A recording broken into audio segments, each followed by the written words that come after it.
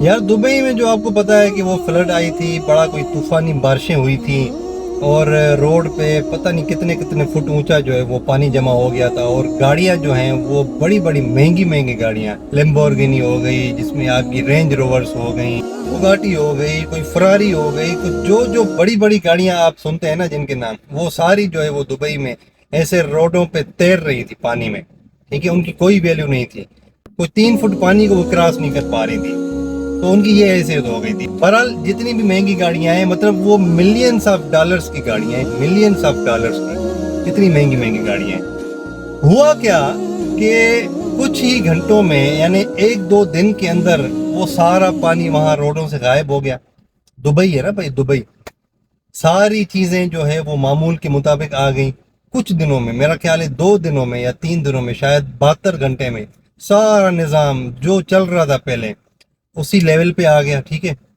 اور جو گاڑیاں روڈوں پہ لوگ چھوڑ کے چلے گئے تھے، بھاگ گئے تھے، جن کی گاڑیاں نہیں نکلی تھی، ہر بندے کو وہ گاڑیاں ان کے گھر جا کے ملی ہیں، اونرز کو۔ یہ دیکھیں، کہتے ہیں کہ بیوٹی آف دبئی، یہ دبئی کی بیوٹی ہے۔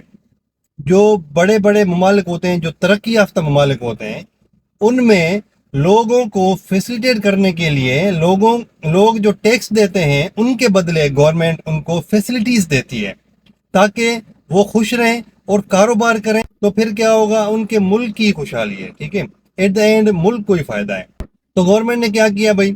ان کو وہ ساری گاڑیاں جو ہیں، جو روڈوں پہ لاوارث پڑی تھی، ہر ایک بندے کو گاڑی جا کے دیتی۔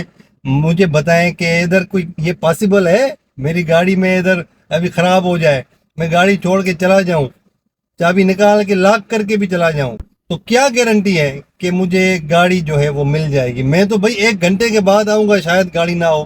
آپ حالات دیکھ لیں، بلکہ کوئی بھی ایریا آپ نکال کے دیکھ لیں کہ آپ اگر گاڑی لاوارث طور پہ کھڑی گاڑی، کھلی گاڑی آپ چھوڑ کے جائیں، تو کیا آپ کی گاڑی بچے گی؟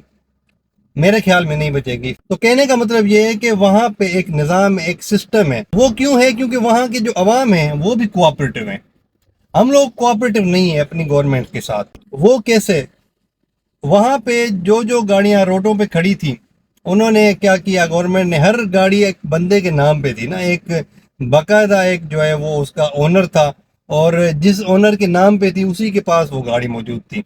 تو اسی لیے وہاں کا چلان سسٹم، یہ وہ سارا جو ہے وہ ایک زبردست آن لائن سسٹم ہے۔ کوئی گاڑی وائلیشن کرتی ہے تو ان کے گھر پہ چلان پہنچ جاتا ہے، اور وہ جمع نہیں کرواتے تو پھر وہ پینلٹی بڑھتی جاتی ہے، ایٹ دا اینڈ پھر ان کو جیل جو ہے وہ جانا پڑتا ہے اس سب کے اس سینیریو میں، ٹھیک ہے۔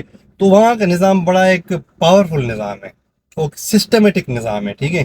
یہاں پہ کیا ہے کہ بھائی ہماری گاڑیاں تو جو ہے وہ 70% جو ہماری بائکس چلتی ہیں وہ لیٹر پہ ہوتی ہیں، کسی کے نام پہ نہیں ہوتی، وہ بس ایسے ہی شو روم سے اٹھا کے لیٹر پہ چلا رہے ہوتے ہیں۔